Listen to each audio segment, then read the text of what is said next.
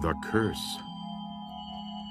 My dad's friend, Charlie Potter, was a small, nervous man who was always looking around as if he was in some kind of danger. After he told me this story about his college fraternity, I understood why. The frat doesn't exist anymore, he said. It was banned years ago. We had just 9 members at that point, and we were taking in 2 more, Jack Lawton and Ernie Kramer.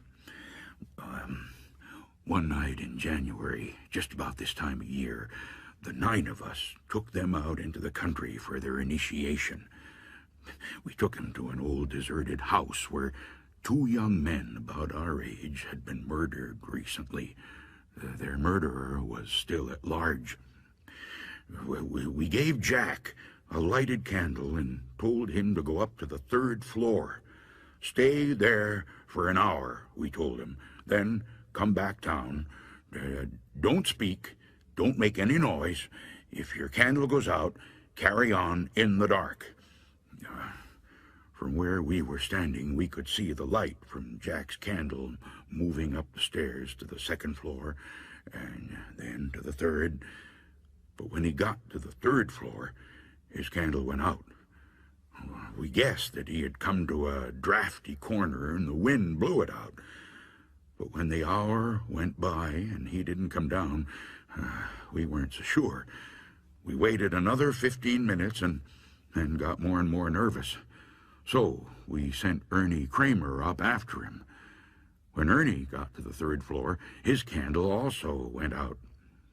We waited 10 minutes, 20 minutes, but there was no sign of either of them. "Come on down," we called, but they didn't answer. Finally, we decided to go and get them. Armed with flashlights, we started up the stairs. It was as quiet and dark as a grave in that house. When we got to the 2nd floor, we called out again, but there was no answer. When we got to the 3rd floor, we walked into a great big open space like an attic.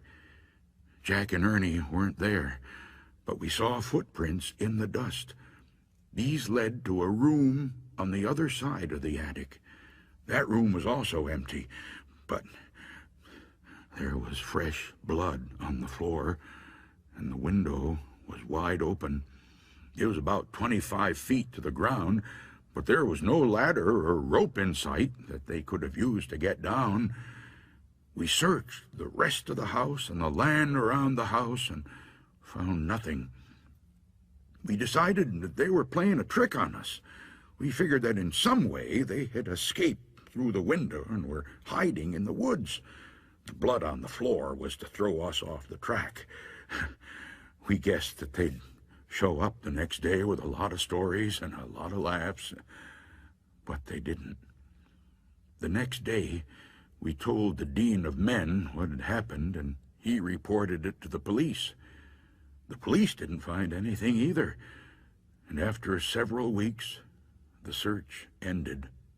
To this day, no one knows what happened to Jack Lawton and Ernie Kramer. There isn't much more to tell, he said. We weren't arrested, but the college disbanded the fraternity and suspended the 9 of us from school for a year. The strangest part came after we graduated. Someone must have placed a curse on us.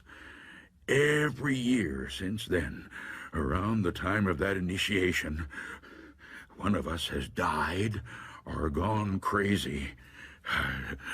I'm the only one left, he said, and I'm in pretty good health. But there are times when I feel just a little peculiar.